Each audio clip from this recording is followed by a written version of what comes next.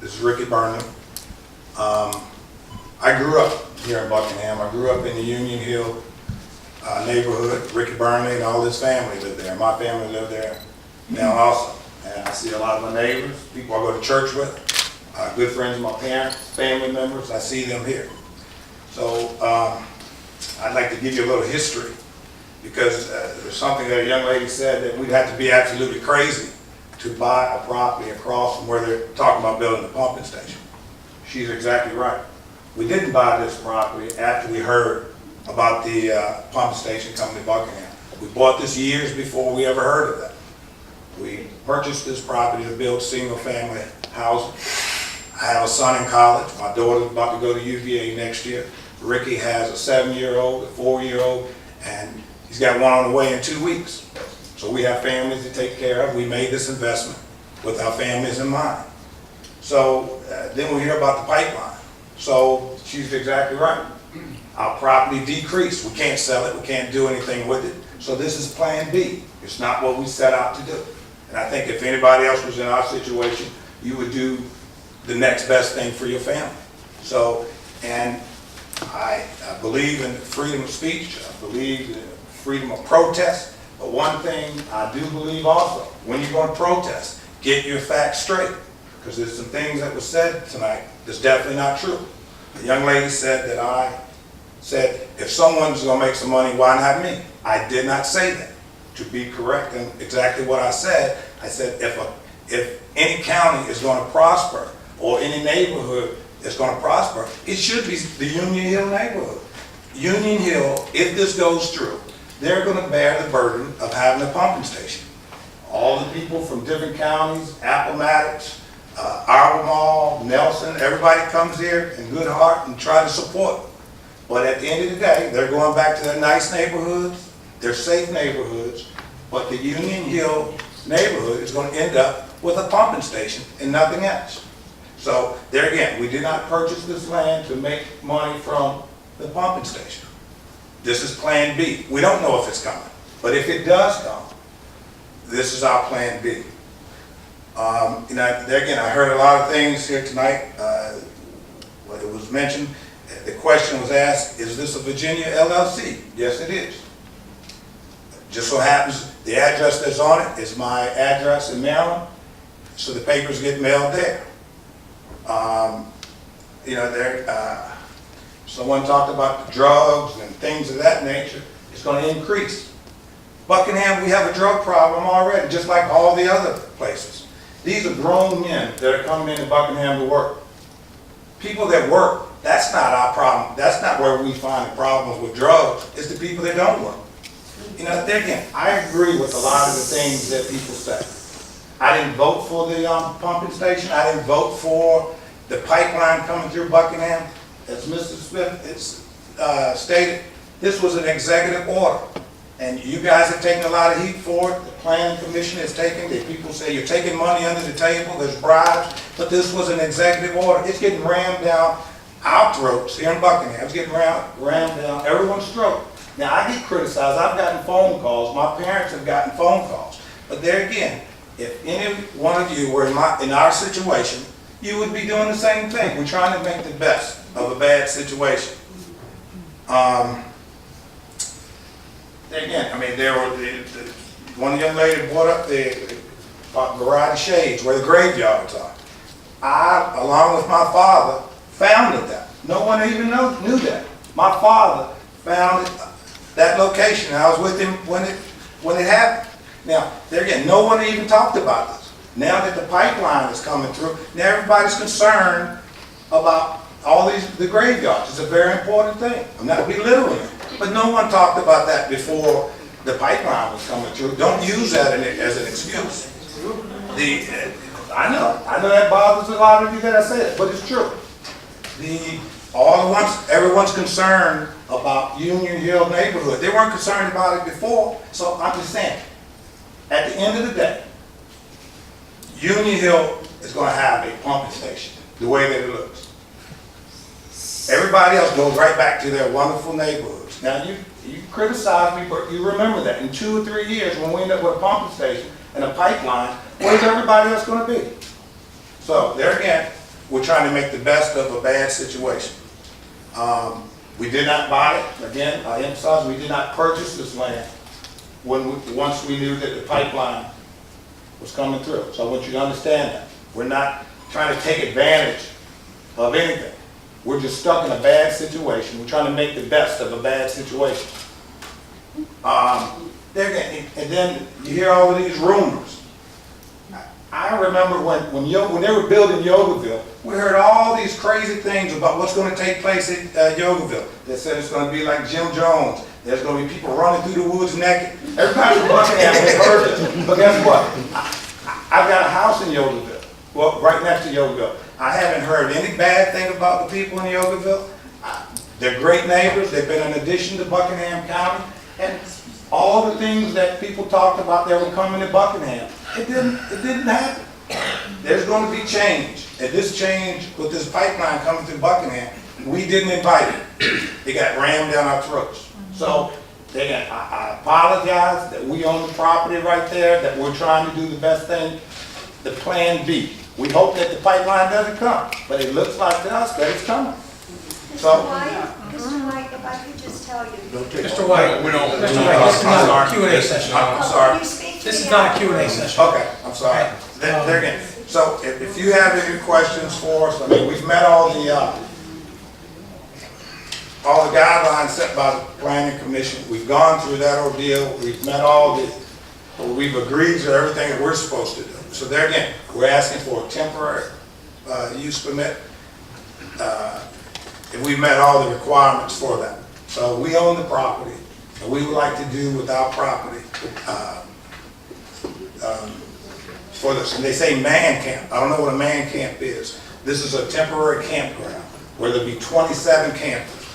One gentleman stated he went to a concert and there's 10 people in a camper. He's still here. So I don't, there again, I don't know how many people they think we're going to put in each camper, but these are grown men that are coming here to work 12 to 13 hours per day. I don't think for you to put a restriction on how many people can live on a camper, these are grown men. They're not going to work 12 hours and sleep 10 people in a camper. So, I hope that I've given the information to make people understand what our situation is. I hope you understand where we are. And so with that said, we ask for this special use permit. Does anybody else have any questions? I did. I make a motion to pass it. I've got a question. Since I didn't see all these people in January, when we passed the first temporary campground, we passed it for 5 years. And I noticed that this one was only for 3. Was there a reason that, Sammy, that we went from 5 years to 3 years? It's for 4 years and 1 additional if you apply. Well, I mean, because the temporary campground that we passed in January, that this temporary campground approval expires at the end of 5 years of operation with a 6-month extension. That was a condition that started as 3 years, and the applicant requested to expand that to 5 years, and I believe you all agreed to the 5 years. But that started as 3. Okay. Well, if you gave them 5, and we only were told we could get 4. So, but there again, I know it comes with an option. I'm not opposed, Mr. Chambers said if, what we do for one, we should do for all. And if we passed it in January, that it expires at the end of 5 years with a 6-month extension. So you would understand, the two of you would understand that it would be for 5 years with a 6-month extension. Yes, sir. Okay. And we looked at your drawings in the January proposal that we passed. We said no parking on the right-of-ways or on the roadway shoulders. Yes, sir. Are you opposed to that? I'm not opposed to that. Okay.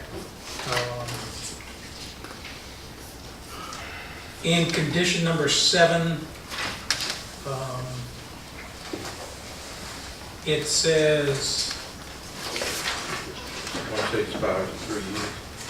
It expires at the end of 3 years operation with 6 months extensions. Yes, It's extension. plural. So as long as it's activity, requires people to do that, we can continue to extend it. I was told that, as long as we abided by the rules and the regulations. They will look at the past history and determine upon that if it's extended Okay. beyond that term. So Mr. Chambers, would you object if we included the 5 years with a 6-month extension? Got no problem with that. Okay, also in number 7, it goes down to say, self-contained camping units shall be removed. I would like to add self-contained camping units, and in number 6, it says recreational vehicles as well. I would like to add recreational vehicles in addition to the self-contained camping units. You understand, Mr. White? If you look at condition 6, Yes. condition 6 says only trailers classified as recreational vehicle or self-contained camping units. I just want to include the recreational vehicle or self-contained camping units in the number 7. We're fine with that. Okay. Yes, sir. One in the same vehicle. Yes. Plain name. So- And no parking on, I guess, a condition 18 would be no parking on the right-of-ways or roadway shoulders. Everything is inside the fenced-in area. Yes, sir. I got a question for you too. It seems to be a lot of concern about security, and I know when we had an applicant earlier this year, they were willing to work with the sheriff's department to have security provided at that site. Now, yeah, I know you're in a rural setting and these people are working, but you know, you've got a lot of people in here that are concerned about their safety in Union Hill, whether it be you want to, whatever tag you want to put on these people that are working with the pipeline, and I'm all for it. Guys that work with their hands, I have a lot of hands. I have a lot of respect for those guys coming out here and doing this work. But still, the citizens in Union Hill seem to be real concerned about the safety. And I know you're putting up a 4-foot privacy fence, but 5 foot or whatever. You know, I do think there is a need for some type of security personnel now.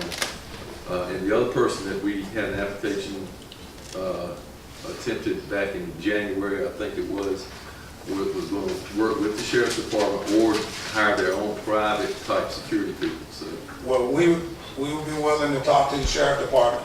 But there again, when this was discussed to have this in deal with, this was right next, very close to a school, Yes, sir. and it was in town. Right. And so that was the reason when the whole issue of security, when that came up. But again, we will talk with the sheriff department. Again, Ricky and his family live right next to it. There's no house closer to the pump station than Ricky Burnley and his family. He's got young kids. My parents live there. My neighbors live there. We're concerned about the safety. We'll talk with the sheriff department. And, you know, there again, well, I think it needs to be something in this contract here, this Well, special use permit. that wasn't raised at the very beginning, and I don't think. It wasn't in the January. And the other camps that were approved before us, no one said anything. It may have come up, but nothing was etched in stone. I don't know if it's right to put that on us right now, but I'm saying we're willing to talk to the sheriff department and see how that works out. I mean, Well, talk to some women, What's the white question? someone who looks like me. It's our turn to ask questions. yes, sir. I'm not gonna press you on this permit for occupancy restrictions, I'm not gonna do that. But I am concerned if it continues to grow, you know, because we had a gentleman here that alluded to, he may want to put one in. Are y'all anticipating getting your revenues by the unit, the housing unit, or by the count of personnel? By the units. By the unit? Yes, sir. Okay, so if we did in the future, put a restriction, you know, for the manufacturer's recommendations for the unit for, you know, occupying bodies in that unit, it wouldn't affect your arrangement with them, would it? It wouldn't, and there again, I have no control over what you guys do in the future. I know that we've met all the requirements, My understanding, everything that's asked for us at this point. But I'm asking for future reference, so we understand what's going on. I see what you're saying, but he pays this, he be grandfather.